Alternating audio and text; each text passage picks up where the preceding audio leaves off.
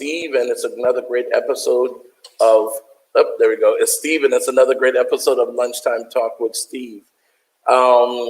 Today we are going to go behind the blue wall, and we're going to speak to two former police officers. To Jerome Hill, he's a former detective with Baltimore Police Department, and he was also with Pittsburgh Police Department. And we are going to also speak to Eaton Bryce, who was with NYPD in traffic, well, actually not traffic, transit, and then just regular NYPD.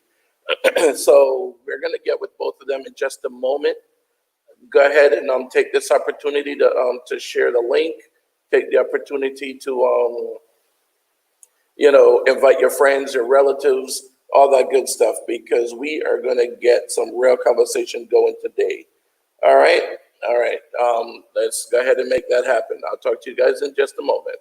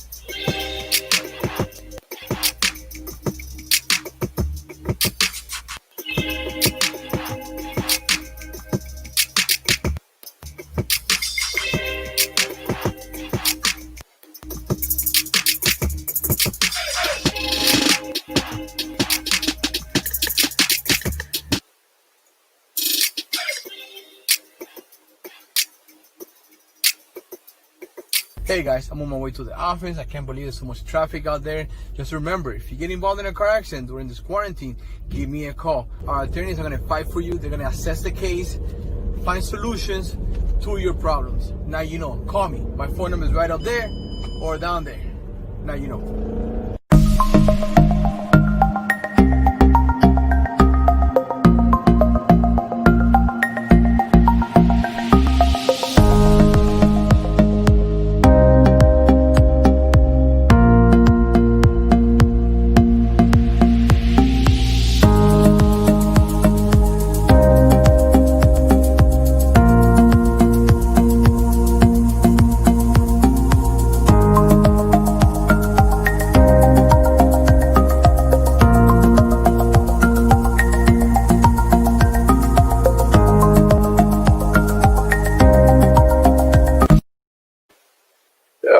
Gentlemen, there we go.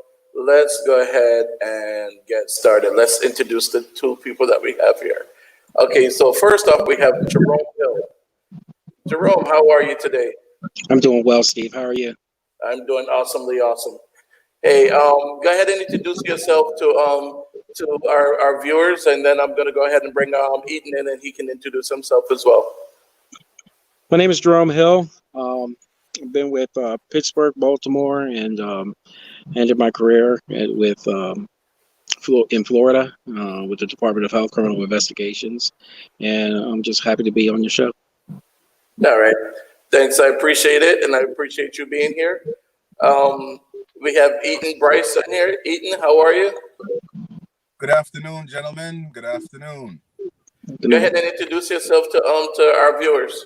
Okay, good afternoon. My name is Eaton Bryce. I'm a former New York City Transit police officer prior to the 1995 merge, and subsequently an NYPD officer after that time up until retirement in 2011. I have been lucky to be in many, many units, including the Vandal Squad. I taught behavioral science in the police academy. Amongst other things, I'm warrant trained, advanced tactics trained, and a whole host of things too numerous to mention here, but I'm happy to be here. All right, perfect. Now, what we're going to do is we're going to talk about some of the issues that we've seen going on. You're not driving right now, Eaton, are you? Yes, but no, but yes. Trust me, I'm squared away. I'm going to park in front of Wingate Park right now, and that's the end of that. Wingate, all right. Now we're talking. That's in Brooklyn. Yes, sir. Yeah, I remember Wingate, yeah. All right, so first let me play a clip of something that happened here in Fort Lauderdale. And I want to get your opinion on this, okay? So Okay. I'm going to go ahead and play the clip, and then we'll be right back with you guys. Fine.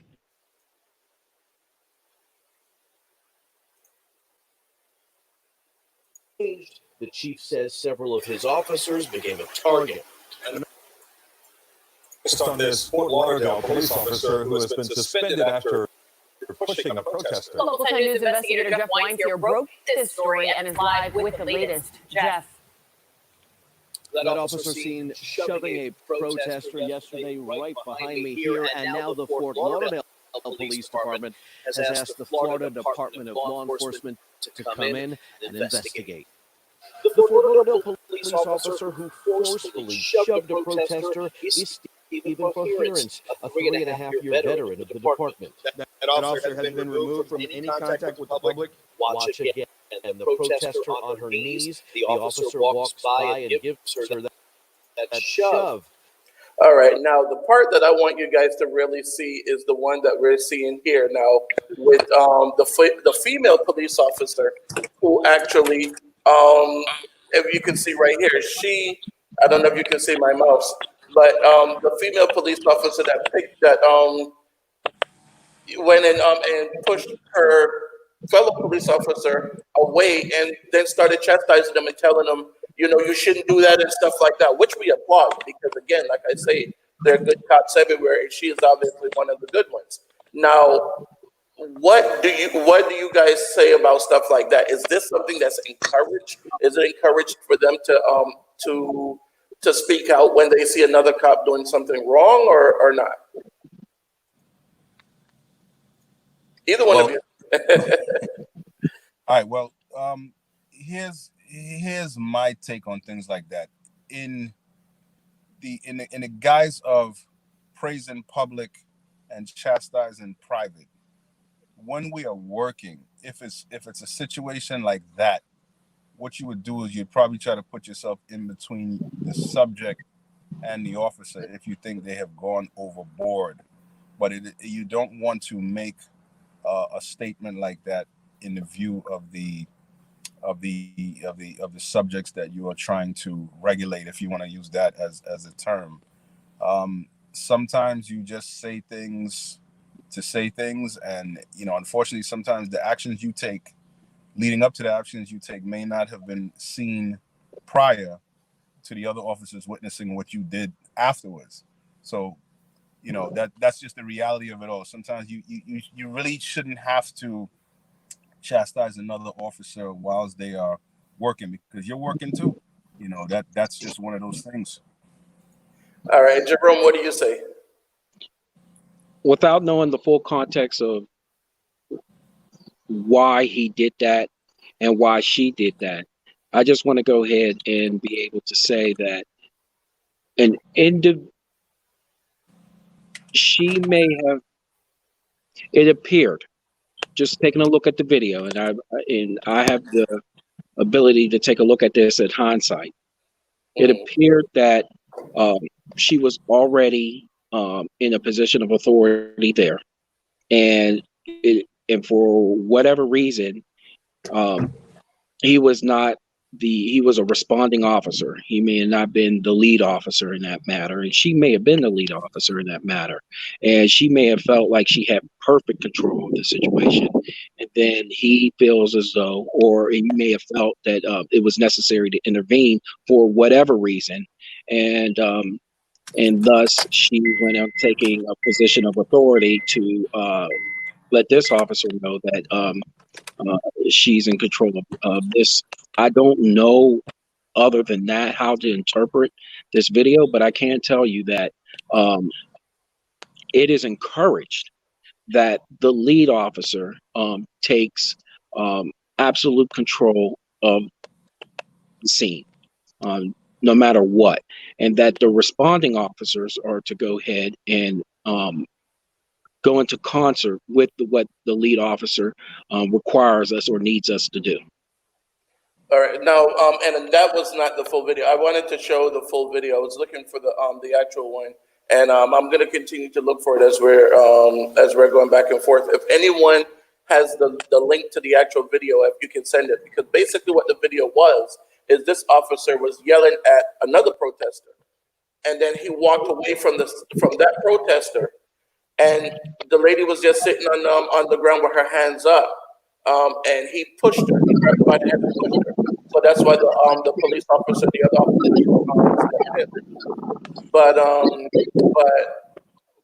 but my question is, so what are these police officers saying when they do see something wrong? If they see someone doing something wrong, is it encouraged for them to say, and not even just this video, I'm talking about in general, if you are a police officer and you see another officer doing something wrong, whether it's kneeling on a man's neck for 9 minutes, whatever, are you encouraged to just, toe the line and say, okay, well, we don't go against our brother, or are you encouraged to do what's right?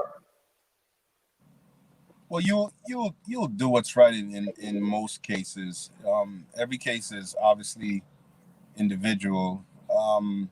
I know with us at the time, and still to this day, we're the biggest police department in the country.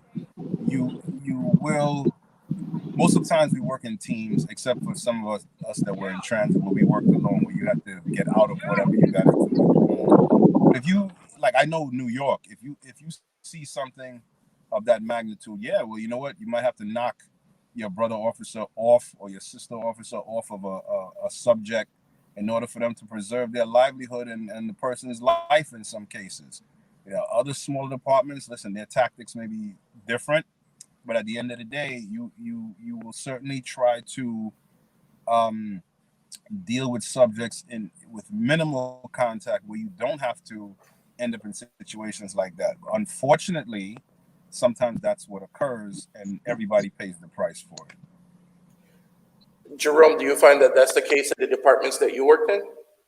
I think it's just understood between relationships you have in the department that if those bonds are very strong, you can go ahead and you're able to go ahead and tell a partner that you worked with for quite some time, we're going overboard, or we are just we're taking things too serious at this point in time. But oftentimes in a situation like that, when officers are unfamiliar with one another and they're coming, the responding officer is coming into a situation that they don't really know much about except the service call itself. And, there's tensions already. And the lead officer that's already there was the first responder at that moment. They're doing things that you may not understand why they're doing it, because they were there first and they may have seen things that you may have not. And so many times an officer will go ahead and not, if there was a tactic of force, it may have been necessary, but each situation merits its own review and its own critique. But I can tell you this, that if there are more times than not, just like you come into a situation, you see something that may be inappropriate, someone would generally go ahead and be like, hey, guess what? Or try to get in between one another to stop that situation. Not in all cases. These are pervasive issues within police departments. Jennifer is saying that you guys are choosing your words. Can there be a yes or no? Because, and you know what? And I'll be honest, she's right. Because when you are in the academy, it's clear cut. Do they tell you, when you're in the academy, do they say you're supposed to protect and serve, or do they say you're supposed to back up your brother? I mean, it's like when you're out there and it's a decision, you don't have the luxury of 3 or 4 minutes in order to rationalize that decision. So when you see a person like, okay, we're gonna take, what happened to Mr. Floyd, and we're gonna see if a person is kneeling on that. If you were there and that other officer's kneeling on his neck, and he's already in handcuffs, he's already subdued, he's begging for his life. Are you going to tell that officer get off his neck, or are you going to just stand there? I'm not going to stand there, but I'm not going to tell him to get off his neck either. What I'll do is I'll knock him off, and we've had instances of that where you end up having to tackle. When I say tackle, I mean like kind of like put a body on your partner in order to preserve a subject's life, because everyone is hot now. In the Floyd case, from what I've seen, you can't listen. We already saw what that was about. You can't idly stand by and say, okay, well, he's on his neck, and yeah, I understand that it's not that casual, especially here in New York City. It's not as casual as that. Yes, we've had our instances where things have gone to hell in a handbasket, but we see something like that here, you're going to physically grab that partner of yours or your subject. He doesn't necessarily have to be your partner, and you're going to pull him off. You have to pull him off. You have an obligation to protect the subject. Once a person is in custody like that, now I will tell you what I will do and what I've been trained to do. Once that person is in custody in a prone position such as that, he's under control, or she could be a woman as well. You simply stand them up. And, since he was complaining that he couldn't breathe, or he was, as we call it, going out of the picture, you call for an ambulance, or you render first aid immediately. You don't sit there like, you're sitting in a lounge chair, so on and so forth. But it comes down to, the immediacy of what the other parties that are there choose to do. Now, in my opinion, they were absolutely wrong to just like, okay, we'll just wait it out. Like that's not how that's supposed to go. In most departments, not all, in most departments, that's not how it's supposed to go. You generally don't lay into a person's neck to asphyxiate them. And I know I've heard some people say, well, that's a tactic that we learn in the academy. Well, I'll tell you what the tactic is that we learned in our academy. Yes, you can apply a knee, but the knee is generally applied in between the neck and the shoulder blade, with the subject's face pointed away from you, so you can maintain control of handcuffing the person. At no time do you ever directly compress someone's neck, because if such was the case, they would still allow us to apply chokeholds to subdue subjects, which has been banned in New York City for years now. You understand what I'm saying? So, but we still saw that happen with we still saw it happen in New York, but they're still applying it. It's been banned, but it's been applied. Right, it's been banned, but it's been applied, and that leads to the same question. When you see your fellow police officer doing something that has been banned, do you say something? And in the case with Garner, no one said anything to him. No one said a word to this guy. In the case of the Garner scene, those particular, in my opinion, I'm always going to say my opinion because I don't work for the company anymore. Right. In my opinion, that could have been remedied very quickly. But I also know that when you have larger subjects that you need to bring under control, that might be something in the flash of a moment that gets done, but it has to be, you can't like lay into the person like that. If you like, there could have been several different methods that they could have used to control the subject. The officer went a different route, and obviously you see what the result was, unfortunately. Now, Jerome, what about you? In different departments that you worked in, have you found that police officers were encouraged to to look the other way, to always back up their brother? What do you find was the case in Pittsburgh, Baltimore, or even here in Florida? I want to address Jennifer's statement. In the police academy, we are taught to protect and serve. We're also taught to go ahead and back up one another.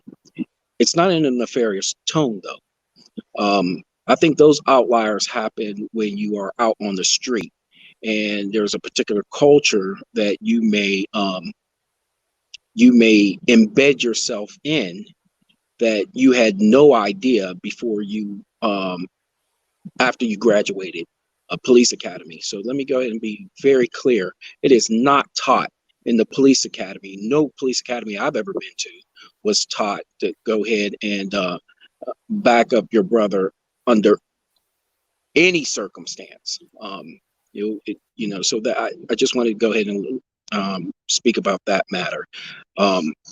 But on to the larger issue, what Mr. Bryce was talking about with first, Mr. Lloyd, that if you read the criminal complaint, the issue was horrific from the get-go.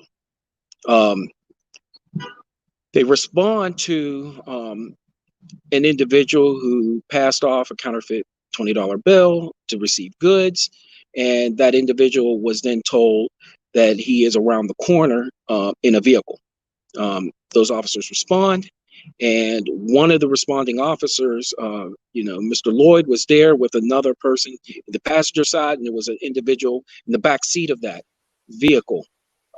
Both windows were down. The passenger and the driver's side windows were down. An officer responds, is speaking to Mr. Lloyd.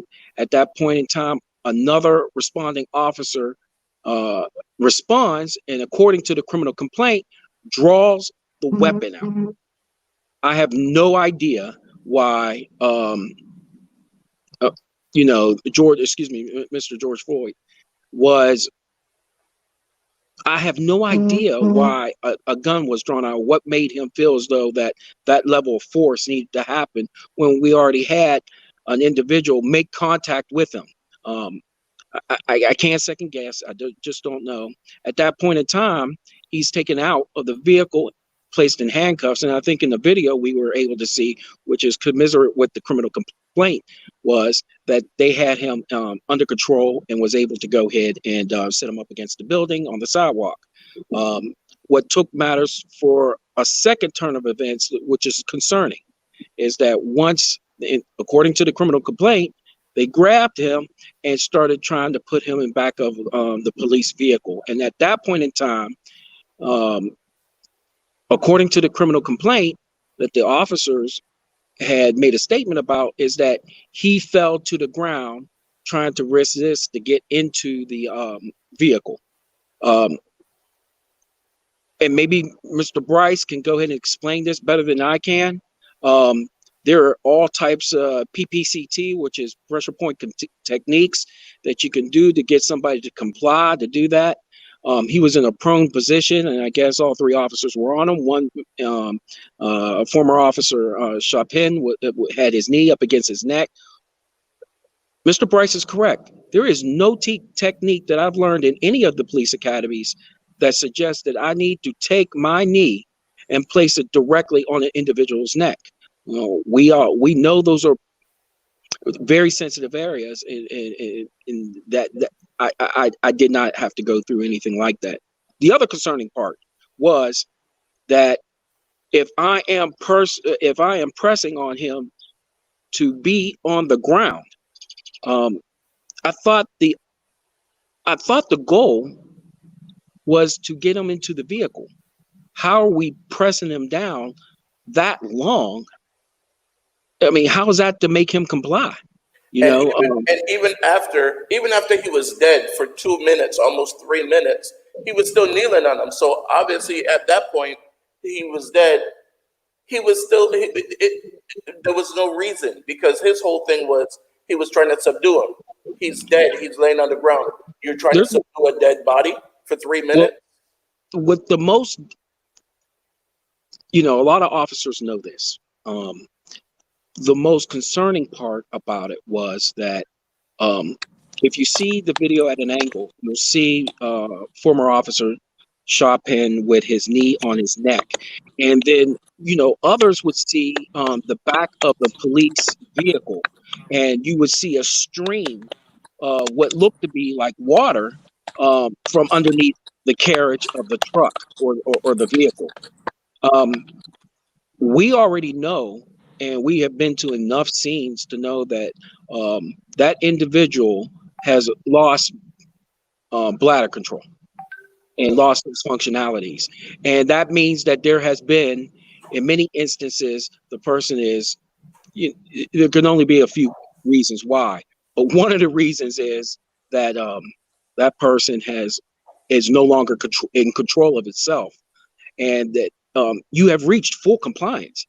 It went even further than that. And that's why I do expect that the other 3 officers will be charged before Saturday. Well, we actually have a couple of questions here from some of our viewers. One of them is from Arl. Arl was asking, and either one of you guys can answer that question, do you think it should be murder 1?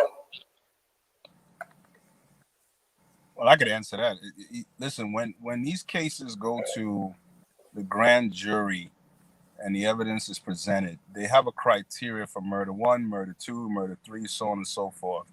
If you charge murder 1 and the grand jury, based upon the criteria of murder 1, feels that you don't have, the criteria hasn't been set forth for murder 1 and you charge that, they hand out something that's called a true bill. If the true bill, the purpose of the true bill is to verify that there is enough evidence to charge for that type of crime.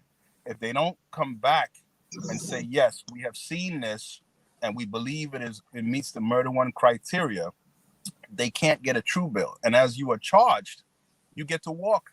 So usually what happens is, in order to remotely try to secure a conviction at a later trial, they may charge the same crime, but to a lesser degree. Now, if they charge murder 1 and it didn't go through, well, they tell the guy, have a nice life, and he lives his best days. And then obviously there will probably be a civil case for wrongful death or something to that effect. You charge murder 2, they say, well, do we have enough criteria to meet murder 2? And if they do, Eaton, are you there?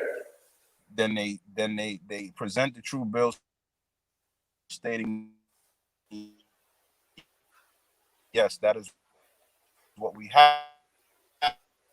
Hey, Eaton, you're breaking up. I'm here. Hello. Yeah, you're breaking up. Hey, let me get a comment from Jerome really quick. Give me one moment. I'm gonna get a comment from Jerome. Hey, Jerome, what do you think? Should it be murder 1? No, it should not be murder 1. Murder 1 is a charge, is a homicide charge that the person, before they even got to that scene, they had planned already to kill him. They had, they knew who he was, and this was a targeted hit. So that wouldn't fit so much murder 1. It does fit murder 2 though. And murder 2 is that, let me go ahead and explain what 2 and 3 and manslaughter, what they all entail. Murder 2 is not only the reckless behavior of the individual, but they should have known better about their actions. Murder 3, which is only about 4 states that charge for 3rd-degree murder, which is essentially, basically manslaughter, is that their action was not only egregious, but it was not intentional in nature. I believe that the action, a reasonable amount of people would believe that action that he was doing was intentional. That when he got there and he grappled with George Floyd, that at some point in time, as he's going through trying to gain some type of control, if you want to call that, just for posterity reasons, I'm saying control, he then goes about going, he should have known that at that point in time, there was a period of time where he gained control and he continued doing what he was doing. That was intentional. That is a murder 2 charge. Murder 1, I don't think that they're going to ever get to the point where they get to murder 1. All right, we're gonna take a break in just a moment, but while I do that, I'm gonna leave you both with a question that I would like to ask you, and I would like for you guys to give a good answer. Why is it that we never see these issues happening to white citizens? And think about that for just a moment while we take a quick commercial break.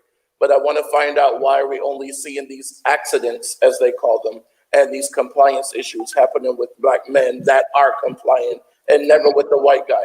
We'll be back in just a moment so we can get that answer from you guys, okay? Okay.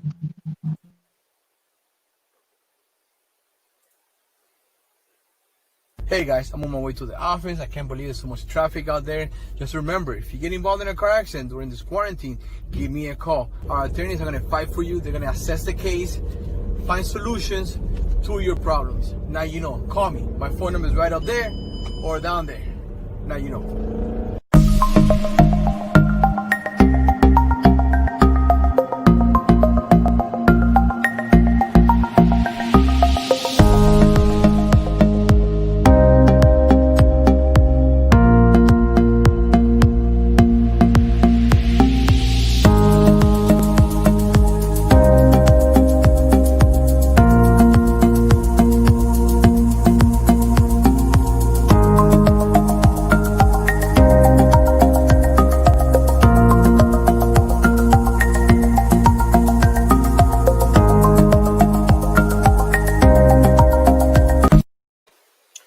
There we are. Now we're back.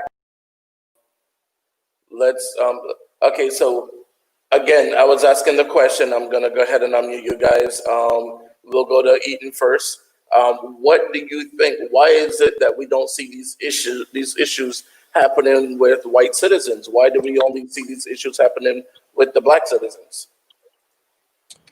Oh man, that is a definitely tough question to cipher. I think that it does happen, but obviously without the frequency that we see in our community. And also, you got to remember, usually we're a type of community at this point that if anything negatively befalls us, it makes the news. Then by that same argument that anything negative makes the news, don't you think a white person being killed by the cops, an unarmed white person being killed by the cops, or an unarmed white person being choked by the cops, or an unarmed white person that a cop has his neck and his knee, wouldn't that make the news as well? Yes, it certainly would, but you have to also consider the fact, and this is an unfortunate fact, that when at times when it has occurred in the white communities throughout the United States, it doesn't result in a death. It results in the person becomes under control, so to speak, and then the action of the officer to bring any other furtherance is over and done with.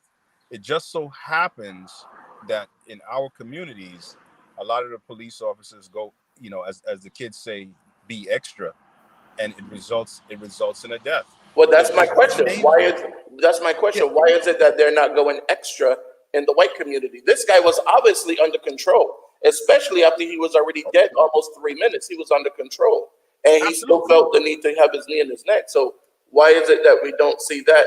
Let me get Jerome's opinion on that in just a second, because I have a follow-up question to that, and also there's another one that we got off of YouTube another question off of YouTube. But Jerome, go ahead and answer that question for me. Why don't we see these issues in the white community?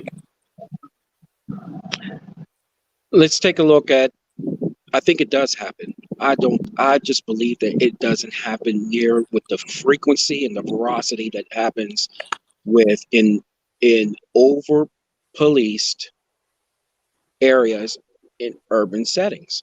And thus, we had the police departments throughout the nation have a problem. And I don't want to say all police departments, but there is a problem. We need to address that. Do I think it happens to white individuals? Sure, because bad policing is still bad policing. But the elephant in the room is that, skin that is, some representation of dark skin, institutional racism, systematic racism, period, is pervasive in this profession. And in this profession, you're going to see an amplified and an uptick of those things happening. And far too long, we have a system that's in place that protects, this profession, and that their word is better than another person's word. Let me ask you, one just brought up a point too. Ron is saying, has anyone addressed that the police officers in Bulletproof Vest were the ones who were using the ambulance instead of paramedics? And I did see that as well. So I want to find out from you guys, if you look at the people that picked him up, they were in Bulletproof Vest. Those were officers. Why is it that they came there? First off, they already checked the pulse and made sure that he was already dead. So it's like, okay, so you check this man's pulse, and yet, it's like, I don't know. You guys tell me, why were these people in Bulletproof vests and everything coming to that scene? The scene was not a dangerous scene. And I've been to Minnesota.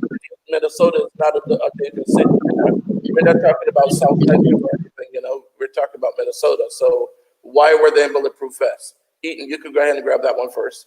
Steve, you said, let me understand what you're saying. You're saying that the persons who tended to Mr. Floyd were officers and not specifically ambulance-driven EMTs. Is that what you're telling me? That's what it looks like. And when you look at the video, okay, you're seeing these people in bulletproof vests and dressed like officers, like police officers. Mm-hmm. All right. So in a number of police departments across the country, including New York City, like our emergency service unit, who handle people jumping off of bridges and emergencies, like heavy stuff, building collapses, so on and so forth. All of them are EMTs. So that withstanding, if they happen to be the first ones on the scene and they happen to be officers, they're also EMTs. So they would render whatever aid might be necessary immediately until the ambulances arrive. But they came in an ambulance. I can honestly say I didn't see that. I didn't know that. I mean, we have ambulances in the police department for us as well, but I've only seen them deployed once or twice. I can't speak to Minnesota other than to tell you that there are officers across the country that are also EMTs, not privately working as EMTs, but certified EMTs within their departments. So if they came in an ambulance, I can't speak to that. I really can't. All right, Jerome? I'm going to have to say the same thing, too. I can't speak for that. It didn't appear to me that they were police EMT. I do understand what you were talking about with maybe the flak jacket. Some do wear that in some areas. So, I'm not quite sure if it wasn't clear in the criminal complaint whatsoever. And from what I understand, they did try to work on George Floyd for an hour, and he was non-responsive. So at that point in time, aside taking a look at the video again and being, and paying attention to that type of detail, I did see him pick him up and put him in the gurney. And generally, only a few instances where police departments have that type of equipment. Generally, he's coming from EMT, and they're a separate division. It's hard to say. All right, I'm trying to queue up the video on the other one so that I can bring it up. I can bring it up for you guys. Now, I'm trying to bring that up. We also have. All right, let's see, Victoria was saying they also had guns on them, which, as you're saying, you have some EMTs in your department, but But my other question to you guys, I'm trying to cue it up. It's not coming up. My other question and this is something a little bit off the subject. This is more for Um, I'm gonna mute you, Jerome, from the wind in the background. But this is more for Eaton. Eaton, Mhm. what do we see? And you work for transit in New York. So one of the issues that we've been seeing a lot of is we are putting people in Rikers Island for weeks. Sometimes even could be as long as months if they can't afford bail or whatever for jumping a turnstile. We're talking about Yep. how much is subway fare in New York now? I don't know because I don't pay it, but I believe it's $2.75. Okay, so let's call it $3. I mean, let's Right. be for real. It's $3. It's supposed to be. I mean, we're looking at the punishment where we're sending these people to Rikers for weeks over $3. Wouldn't it make more sense to just have them go back and pay the fare? Here you go. Listen, it's not what people need to understand. I understand people say, "Oh, for $3." It's not the $3 that they're ending up in Rikers for, Steve.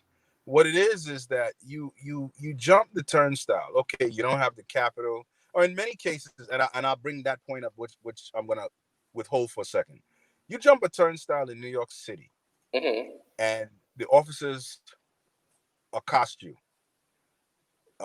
ask for your identification, which you may very well have, and it will be very well valid.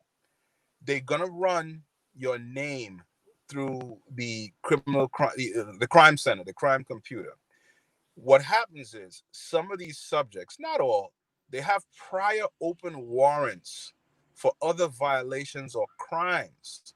So, in order to remedy those crimes, they have to take you in under the pretense that you have an open warrant, whatever it could be. It might have been that you got a summons for drinking alcohol in public and you didn't pay the fine or return to court to face the charges, or you might have gotten into a car accident and left the scene. They have your information. There was a warrant issued for arrest and they can't find you. All of those things come up. So But what about initially, the it's not case because where none? What about the case where it's none of those and they arrest you for jumping a turnstile, which we've seen? And I mean, there are a lot of people in records right now that are arrested for jumping a turnstile. Some cops would give you the ticket, but some cops will arrest you. well, the way the system is set up in New York City, tickets are the option. So if you get the summons, well, then you get the summons. If you Hmm. don't pay the summons, it turns into a warrant. So now you're going to get yourself in trouble for criminal trespassing because you just failed to pay the fine. Or remember, you have a right to a trial. Some people get the tickets, and I know of people because we've arrested people as such. They get the ticket, they make it, they yell an expletive to the police, they tear it up, they chuck it in the garbage can, they go about their business. Well, A and year that's later, another thing. Well, go ahead, go ahead. no, I was gonna say a year later, they do the same thing again, but this time they get caught. Now it comes up, sir, miss, you have a warrant. And always the argument is going to be, I didn't do anything. I don't have any warrants. Yes, you do. And it comes back that in 2011, you received a summons for criminal trespass in the summons and you failed to appear, right? If you pay it, you pay it. It's over and done with. You get a disposition from the court. You keep that with you. So if you happen to do the same thing again and they say, no, you have an old warrant, you can say, no, I don't. I have a disposition as such stating that this has been rectified, and you go about your business. But some people, and I will say, I was one of those people prior to becoming an officer. They tear it up. They say, I ain't paying nothing. And then they end up getting caught for that. Now, the issue with Rikers, criminal trespass is a misdemeanor and it's punishable by up to 1 year in jail.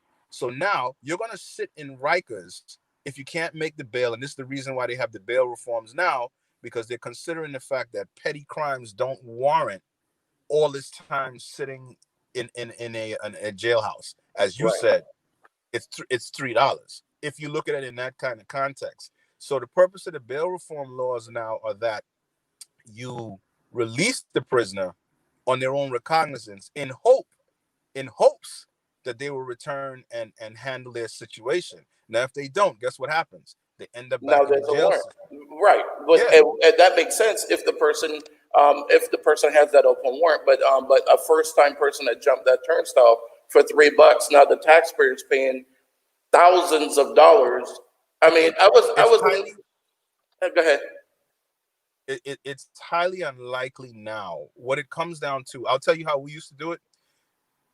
You no longer need to carry identification in the subway. That is something that was a big issue because they used to arrest you for not having identification in the subway, subject to your violation or misdemeanor, whatever the case may be. Hmm. The city got sued and saying, listen, which part of the United States is it a criminal offense to not carry ID? So what we used to do in transit, if you didn't have ID, us who were veterans and knew better, we would say, Miss, sir, here's what we're going to do for you because we don't want to see you get locked up for this nonsense. You're going to give us a phone number of someone that knows you intimately, and we will call that person and we will verify that information. And once that information is verified, you'll receive a summons and you'll go about your business. Now, for those that could not produce that, the arrest would lead them to one of our station houses, and we would try to verify the information there again, and then we would give you a desk appearance ticket, which is Hmm. one level above a regular summons, and then you'd have to deal with that. But for the most part, those days of simply arresting a person for the offense of evading fear is gone. Now, what would happen, I will tell you, is if the person tries to evade you, they will run, they will jump on the tracks, anything to evade you, and they get arrested. Well, now it's a zebra of a different stripe. You understand what I'm saying? So that's why they end up in prison, and then the fear evasion would then become the lesser charge. You understand? The criminal Right, trespass, the fact that you jumped on the tracks is a hazardous condition. You gotta look at the bigger picture. You run from me for a fear and get hit by a train. Where does that leave me? right. In this case, we're going to worst case scenario. But what I'm talking about is when a person jumps the turnstile and the cop pulls, a cop grabs them and take them to jail. And we've seen that happen many, many times. Now, another thing that you brought up, and then I'm going to go to some of the comments that we have here. Another thing that you brought up was when you say that people start mouthing off and things like that. Well, this is something I always wanted to ask police officers, and now I have two of you here on the show. When a person of color mouth off, as you call it, we are being combative, we're being disruptive, we're being all these things. When a white person does it, they're asserting their rights. And I have seen video on top of video on top of video of them cursing the police out. I mean, even to the point of like having a weapon, whatever. And the police will talk them down for an hour, for 2 hours. They'll talk them down. It's all right. You don't have to do this. Come on, we can. And they'll talk them down. They'll bring negotiators and talk them down. A black man doesn't do that, and he ends up, like Philando Castile. He had a weapon. He had a permit for his weapon. So that alone should tell you this man doesn't have a record if he has a permit. And for him to tell the police officer he has a concealed carry permit, that right off the bat tells you don't have a record if you have a concealed carry permit because you can't get one in any state in this country. So it goes back to the same thing. At what point do we start to get the same respect as our counterparts? Well, I know me personally, and then I'm going to turn it over to Jerome because I'm very long-winded. You are not going to put me in a position, not you, but a subject where they start mouthing off to me. I used to be very quick to give you one warning because I have to. Legally, I have to tell you, sir, ma'am, you got to cool out. If you continue to press the situation, like our go-to in New York City is disorderly conduct, okay, which is where you're doing something that creates civil unrest for a group of 10 or less or some craziness like that, if I remember correctly. Now, in the subways in New York City, people ride the rails. So if you're Mhm. going to do that, more than likely you're going to get arrested for disorderly conduct. And we can articulate that this is what happened. Now, me, tactically, you're never going to get in my face to do that. But that's what we do here. Other departments, you're right. Other departments, people get in their face and wave hands and all this other nonsense like that. Like, that's just not something we particularly tolerate, the black or the white officers. And yes, I've had white subjects do that to me, and they found themselves under arrest.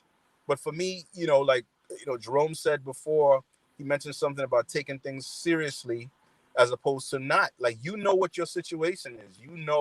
How you specifically will police. That the issue with transit used to be that we worked alone. We didn't have the luxury of getting on a radio and having 5,000 officers show up at a scene. Whatever you got yourself into, you're responsible for getting yourself out of. There's been situations where I've had to call for help, and it took 7 minutes, 8 minutes, which Jerome would tell you that's an eternity when you have to make a decision as to fight or flight. It's just one of those things. But I personally never tolerated there's no reason for you to mouth off to me. Even criminals call police. That's the way it goes.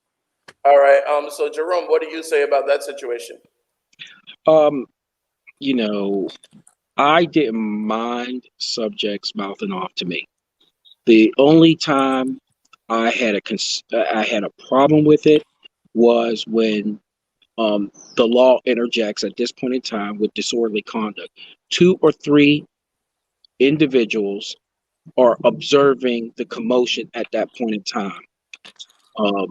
And they are actively now being involved and listening can cause a dangerous situation. But for somebody just to go ahead and call me out of my name, yell at me or so and so, get in line. That's part of the deal. Now you're bringing up race with this. How come you see this where officers are responding more aggressive towards black citizens as opposed to white citizens? It's just been in my experience that I have locked up more white citizens for doing that than I have black. That is just me though. Okay.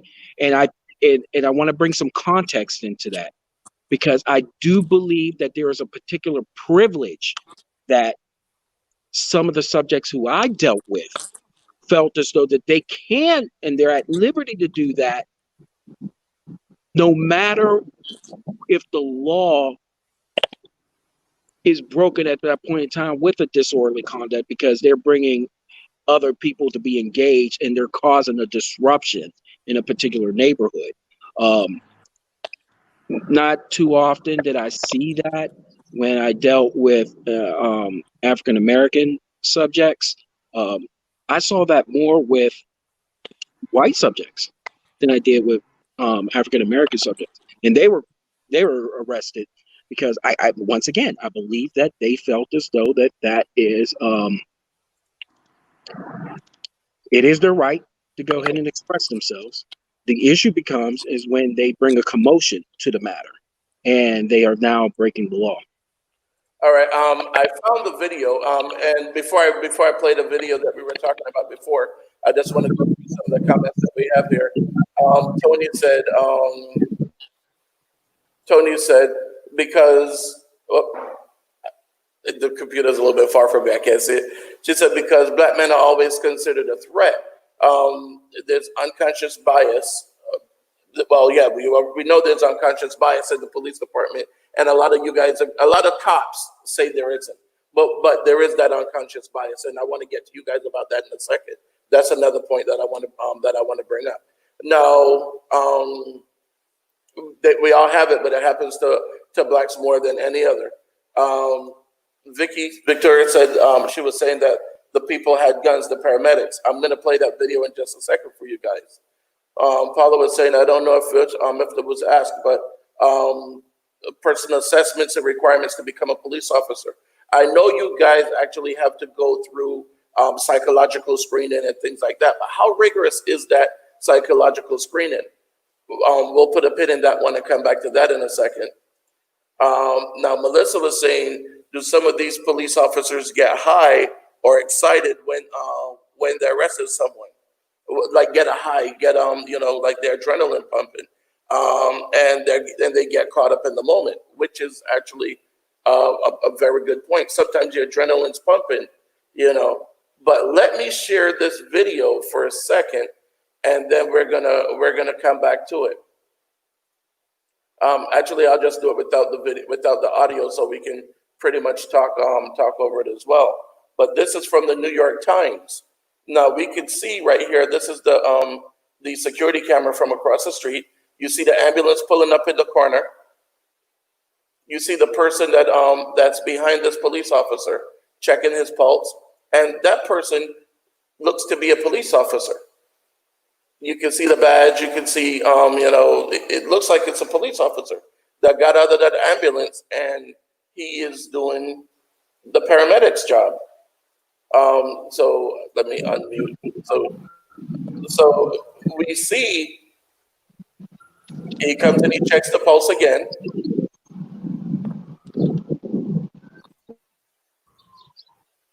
And then they pick him up, and his body is lifeless. And you see the man right there clearly in, the what do you call it, the vest. So I mean, I don't know if it's maybe the difference between the county sheriff and the city, or what the situation is, but that person clearly got out of an ambulance and just picked him up and left. So they didn't work on him for any period of time, as they would like to say. We worked on him and we tried, and he took a pulse. He realized this man was already dead. He came back, picked him up, put him on a gurney, and he was gone. So that's the video that, and that's from the New York Times website. That's not, TMZ or someone that came up with a video. That's the New York Times. So that right there leads to for us to wonder, who were these people? And again, they said they worked with him for so long. If he was already dead at the scene, which they already said he was unresponsive, most likely dead, for almost 3 minutes before the paramedics even got there. There was no hour to work on him. There was no time. So the police report, I don't want to say it was falsified, but it was mistakenly written. Let's put it to you that way. So going back to the adrenaline pump, how is that? Explain a little bit to me how that. Of course, I've never been a police officer, so I don't know, and I don't know what it's like in the moment when that adrenaline is pumping. So go ahead, Jerome. You first. Go ahead and explain to me about that adrenaline and do you guys get a high, like a mental high from the adrenaline when you're chasing someone, when you're arresting someone? Does that happen? I'd like to address the video. First of all, I still don't believe that those were police officers there. I still believe that they are EMTs. The idea of having a uniform on to be consistent, if we had different colored uniforms walking around down the street and we're all Minneapolis police, people would be confused. If this person had a different colored uniform on, I don't believe that he was still a police officer. I do believe it's EMT. Second is we have to be careful that we're just talking about our opinions and assumptions. That does not mean that once he was in the EMT cabin that he wasn't being worked on for an hour.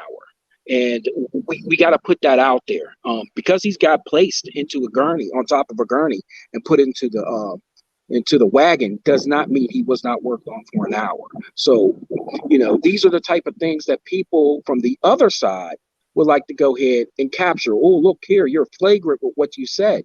And it gives them excuse to go ahead and put dirt on the situation. So I want to bring some levity to that. Second is, yes, every time I'm in the midst of an encounter that causes me to run, place handcuffs on an individual, I am a little bit more heightened than I am otherwise. Why? Because there's a gun involved. There's a gun. My gun is always involved. Regardless of how benign the situation is, at any point in time, anybody can take my weapon from me. I have to be cautious. I have to go ahead and use discipline in terms of what's going on, and I have to be alert. And so, obviously, if I'm in a coffee shop eating a sandwich, that level of concern isn't as high.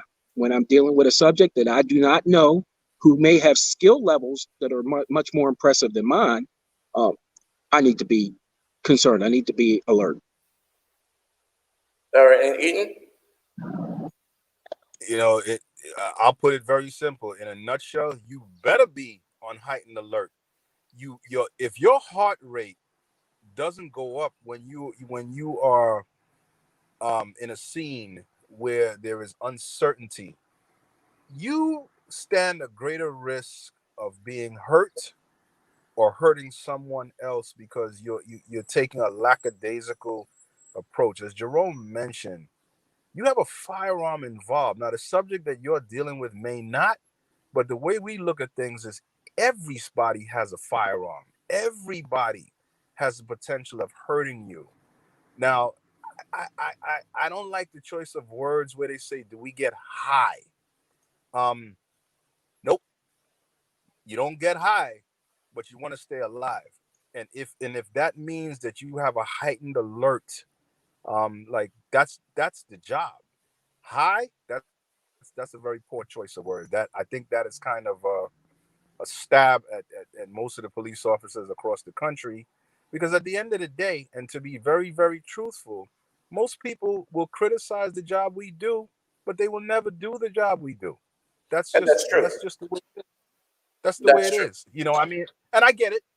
I think you wanted to address the psychological testing and evaluation as well. Mm-hmm. Okay. All right. With New York City, now I'm going back to the 90s. How it was done, you would meet with a psychologist. They would give you a written test of sorts. They would ask you about your opinions and so on and so forth. And then maybe a couple weeks later, after they had reviewed it, they would call you back in. And those questions that they felt were not in line with what your duties and responsibilities may have been, they will address it. Like they had asked questions about the typical: do you love your mother? Do you hate your father? Would you, if you saw a sex crime, what are your views? Would you take into custody a person who are doing things that in your normal life you don't have a problem with, as opposed to it actually being crimes, so on and so forth. And then they make a determination based upon whatever their criteria is, and they will either clear you or they will psychologically disqualify you. In that regard, then you can appeal. But for the most part, there were a few questions that I answered that they thought was questionable. But it was a matter of the fact that I was able to articulate what I meant, and they had to let it go. And that's basically what it is. But just because a person passes a psychological examination doesn't mean they're going to be a great officer. You have you have problems. People run into situations that they've never had to deal with. Listen, I'll tell you, there are some officers that have never had a fight in their life, a fist fight. They've not a lick. And then when they get put in that situation, you don't know what they're gonna do. That's the reality. People Yeah. don't need to think that officers are out there boxing and at 3 a.m. in the gym. So you have people that have never even got into a shoving match in the playground. It's the way it goes. So as far as the psychological, that's a matter of, if we think your mind is sound enough to undertake this profession, time tells. Time No. tells. Okay, so now, Jerome, let me hear what you're saying about the psychological exam. The psychological exam is a battery of tests to obviously make sure that you have a sound mind. Part of that is twofold. They give you a series of questions, and I don't know about Eaton, but I know that I was probably given well over 600 to 700 questions. Many of those questions were asked over and over again, It's but kind in of windy different out ways. there. Can you hear me now? Yeah, it's just kind of windy out there. Okay. Some of those questions were asked over and over and over again, just in a different way. And, you know, of course, the second part of the psychological exam is using some of those questions and putting it into a lie detector to see how the validity and also the credibility of some of your answers. And also with drawings, you know, it can be that intense. It could be that thorough. So the same thing what Eaton was saying. Because you passed the psychological exam, the lie detector, you know, and you passed the police academy and you've learned all these techniques, it matters not until you are engaged with an element that you've never been engaged with before. If you've been successful the first time, you know, you have confidence that you're going to be successful the second time, third time, fourth time, and so on and so forth. But there is an element of officers that have never been in a high intense situation that they've dealt with as the primary officers. There are some officers that wait until somebody else answers the call and you get there to handle it, and they come second because they don't want to be placed in a position to be an authority or be responsible for a situation. And then when they are placed 5 years later in a situation where they have to make a choice, they have to make a decision, they make, you know, the possibility is stronger that they make a poor decision if they haven't learned from others on how to do their particular task for that particular situation. Now, Jennifer is asking another question. She said, what's your opinion? It said that some police officers may be members of KKK or white supremacist groups or things of that sort. Have you run into? And I know actually in Brooklyn there was an issue about that years ago where they were I believe they hung a noose on someone's locker and all different kind of things they were doing. So do you guys find that that's an issue? Do you hear the jokes and see the comments and things from your fellow officers? Eaton, oh, there you go. Eaton? I'm sorry. With Yeah. the precincts in New York, they obviously have some that have more minority officers as opposed to, you know, officers of different different shades, to use the term. And on occasion they get into nonsense where, yeah, they've hung nooses and spray paint your locker, so on and so forth. That stuff is generally handled internally. Like, most commanding officers don't tolerate that, and they will rather transfer the entire precinct out to root that problem out than have to be subject to daily inspections by quality assurance division and internal affairs and inspections and so on and so forth. Now, me personally, I've never had to experience anything like that. And to be honest, I've only worked in transit districts short amounts of time because I've always been in so-called elite units. But it does occur. Listen, it occurs in the fire department as well, but we're not discussing that. But it's yes, it's a problem when it occurs. Racial bias within the police department, and yes, absolutely, there are officers who are members of domestic terrorist groups, which is what I like to call them, the KKK, the Young Aryans, so on and so forth. But they generally tend to keep those things to themselves until they're found out. Now, when they are found out, and these days they usually found out via some type of social media, or someone, they run afoul of someone who knows that they're actively involved, and they old school drop a dime and and find themselves under some type of investigation, and they end up losing their jobs for that, because the city of New York, the enforcement end of the spectrum, that's just like an intolerable thing. You cannot serve your public effectively if you are 100% biased racially against your department, against people in the apartment or the communities that you serve. So I mean, they try to do their best, but you know how it goes, man. The wolves hide among the sheep sometimes until they spring it, and that's how they usually get caught up in the business of that. Jerome, what do you say? Well, I believe that, first of all, Jennifer's comment is as valid as could be. Um, and I like Eaton's analogy. You know, you are going to have wolves mixed within the sheep. Um, what better way if you are an agent of that type of train of thought, and you historically how police have rounded up, executed, taken away people's civil rights. What other profession other than being a judge would you want to go into? You would want to go into law enforcement of some sort, some way. So have no illusions. This stuff is happening. But just like Eaton said, you more than likely won't find out until a situation presents itself where you take a look at why that person did the actions that they did, or how they may have indifference to a particular situation. And that's just alarming. But here's a question. When you see a police officer like this guy Chauvin that had 20 some odd complaints against him, and those are just the complaints. Those are the serious complaints he had. Those are not the people that were too scared to come forward.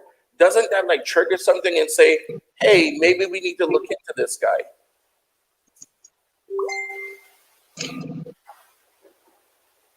You're asking me that, Steve? Either one. Not necessarily. And I will tell you this. There's only a few people, or when you're a police officer and you get into these specialized units like I was in, you're engaging with an element that is, and you're targeting elements that are more likely to commit crime. Mm-hmm. With that being said, I would have a problem. I expect with people who are engaging with those type of individuals, more times than not, to have complaints. I'm more concerned with police officers who don't have complaints. That's true, because we do know of the practice where, and this is something that, again, you could walk through the hood and you can talk to just about any guy in the hood, and they'll tell you the cop that has the beat and release policy. Because there are a lot of cops, and to some of my viewers, this may sound foreign, and they might be like, no, that's crazy, I don't understand. Yes, there are some cops out there that are going to ask you, do you want me to beat you and let you go home, or do you want me to arrest you? You have a choice. So a lot of these cops have a beat and release policy. So those are typically the ones who don't have the people filing complaints against them because of their beat and release policy. But it is running on my time here to go back to work. It's a lunchtime show. But before I go, I want to make sure and play this video from some police officers, and and again, like I said, I always tell people all the time, it's not that I believe that all police officers are bad. I don't believe they're all bad. I don't believe they're all good, and you may only have that one out of a million that's bad, but the problem is the others that stand around and let that bad one do something. Because if I went to do something, let's say I went to beat someone up or to shoot someone or whatever, and all of my homeboys stood around behind me and watched me and nobody said anything, they're accomplices as well. Especially if we're all in the same gang, then they're going to say, oh, well, you know what? It's a gang, and everybody in that gang is going to jail. So, but let me play this part really quick with these police officers. Just 1 second. I'm disgusted with the things that happened in Minneapolis. The man was murdered. It was murder. George Floyd being murdered. Guilty of murder, because that's what that was.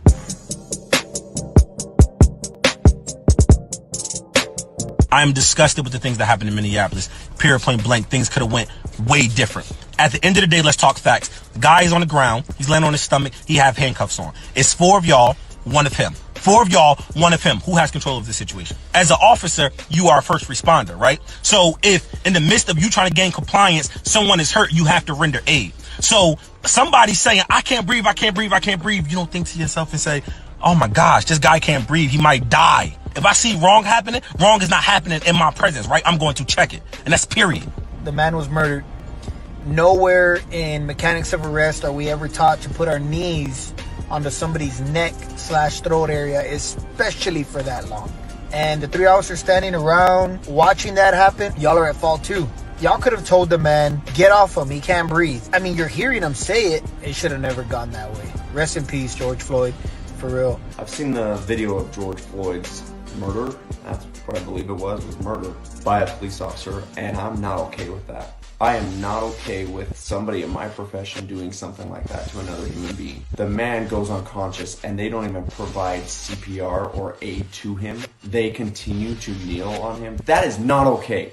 And if you as a police officer can watch that video and not think something's wrong, you are part of this problem. You don't admit when somebody did something wrong. George Floyd's family, I'm sorry, this was not okay. So I got a chance to watch this video of George Floyd being murdered on the streets of Minnesota. Yeah, murdered. And we have an obligation as good officers to speak out against the bad. We have an obligation, and we owe it to the public and to the other officers in this country that are out here actually trying to do good, actually trying to protect and serve with honor. And if you stay quiet and don't speak out against it because you're fear of judgment, you're complicit in the behavior, the disgusting behavior. It's time that we take these bad officers and speak out against them and start holding them accountable and hold them to the same laws that we expect citizens to abide by. They're not above it, and it's time that good officers start speaking out and stopping it. To the Floyd family, I am truly sorry for your loss, and that should have never happened. And I hope those people are found to be guilty of murder, because that's what that was. We got to change this. We got to break these barriers and these walls, and we got to do what we can as police officers. So 5 years ago, I did a traffic stop where a young man thought I was going to hurt or kill his dad because of the color of his skin. And that broke my heart. And from that moment on, I decided to change the way I do policing. I let them see who I am underneath this vest and who I am underneath this badge, so the innocent people don't have to fear me anymore, because that's not what we signed up for. So I challenge the other law enforcement officers. Get out of your car and get to know the people you protect.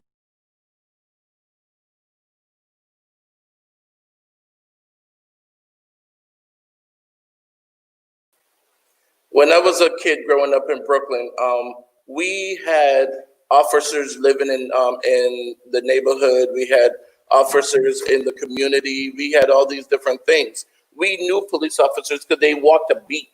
They knew who we were because they saw us all the time, and we didn't fear them. They didn't fear us. I mean, I don't know, Eaton, maybe you could tell me if that's still the case in New York. Do they still walk a beat in New York, or is it everybody in a car now? They still walk the beat in measured areas. I mean, for the most part, like I still live in Crown Heights, Flatbush, which is now Prospect Lefferts Gardens South. That's what they call it now. It's been regentrified. Okay, my bad. Yeah, it's been regentrified, man. Everybody's up in here now, man. It is what it is. However, yeah, there are a few, certain neighbors you'll see them walking about, but definitely not how it used to be, like in the 70s, 80s. Mm-hmm. 80s and to the 90s was kind of rough because of the drug situation, but they're out there. They're definitely out there still. All right. So what I definitely want to invite you guys back on the show again. As you can see, this is a topic that we're not going to solve in an hour. Tika was saying that we need to have you guys back on the show, and we definitely would love to have you guys back. Give us a 1 minute wrap up of what you guys think, some of the issues, how we can resolve some of these issues. Go ahead, Jerome. You tell me first. What do you think we can do to resolve some of these issues? First of all, black skin is weaponized not only in society in general. We see the imagery all over the place. Our movies dictate with many roles of African Americans. They're so much different than the white Americans. We have to change the entire culture. The police culture in itself has to change. We have to change, you know, we're going to have to change the law enforcement Bill of Rights. We're going to have to go ahead and same standards of probable cause, and that others are dealt with when there's criminality, when there's blatant criminality. They have to go through the same type of process too. So there's a lot of protections that can be better used. And we just need we need law enforcement officials, executives, to understand that and to put in policies to quickly act and not, you know, drag their feet for a year or 2 or 3 years when bad acts happen. All right, that definitely one of the things that we need in place. Yes. And Eaton, what do you say? What would be your 1 minute takeaway? My 1 minute takeaway is actually very simple, something I've been saying for the last 25, 30 years. If you want to effect changes in your community's officers should reflect the demographic of the neighborhoods that they live in. So, places like where I reside, Flatbush, Brooklyn, Crown Heights, Midwood, East New York, Brownsville, places like that you know just as well as I do, Steve, that are, you know, somewhat crime-ridden to a degree. It is upon the youth who are of the age to get these jobs to take the tests and get hired so they can serve the communities that they live in. If you live in another state where it's not a civil service type job, where it's simply a matter of applying and then they go through the process, so on and so forth, you need minority officers at a higher level, simply because we have a greater understanding of how things transpire in our communities. So my thought to everyone who would belittle or berate the officers, which is their right, I would say to you, take these tests and see what you can do better. We're always learning. Take these tests, get these jobs, and see what it is from the other side of the tracks, as opposed to being a person that would generally just comment negatively when something happens. I get all of that, but I was told, you want to make a change, get in the game. It's a simple thing, you know, and that's my takeaway on that. All right, thank you guys very much for being on the show. We are definitely going to have you guys back again, because, like I said, it's not something that we're going to solve in an hour or in a day. So we would definitely like to have you guys back again, where we could talk about some of the situations. One of the things that I would honestly say that that we can do to change, and that the police departments can do to change the way people see the police officers, is they need to be a little bit more lax when it comes to their public relations policy, if you will. And I'll give you a great example. I've been trying to get Fort Lauderdale Police, Broward Sheriff, different police officers, different police groups, even around the country, that I see good things happen. I want to be able to interview some of their police officers. And I got to go through so much red tape. You got to send a letter. You got to do this. You got to meet with that person. Do that. Do this. So it gets to the point that you say, you know what? Forget it. I don't even care anymore. But when something wrong happens, it's on social media like that. No one has to go through red tape. So that's why we're only seeing the bad. We're not seeing the good.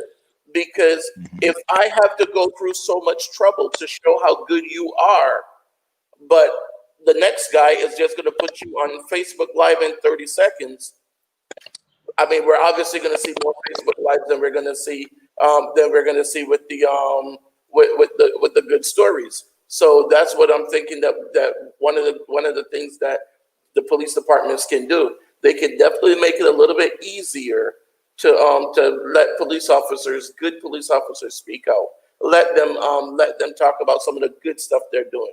I mentioned before, and I don't know if you guys saw when I mentioned before, I'm the president of the board of trustees for a school called AMI Kids, and AMI Kids is an alternative school for kids who got out of juvenile detention center. Well, If you go by the school on Wednesdays at 4 o'clock, well, not now during the pandemic, but before this, you go to the school Wednesday at 4 o'clock, you would think the school is being raided. There are that many police cars out there. But these cops are out there playing chess with the kids.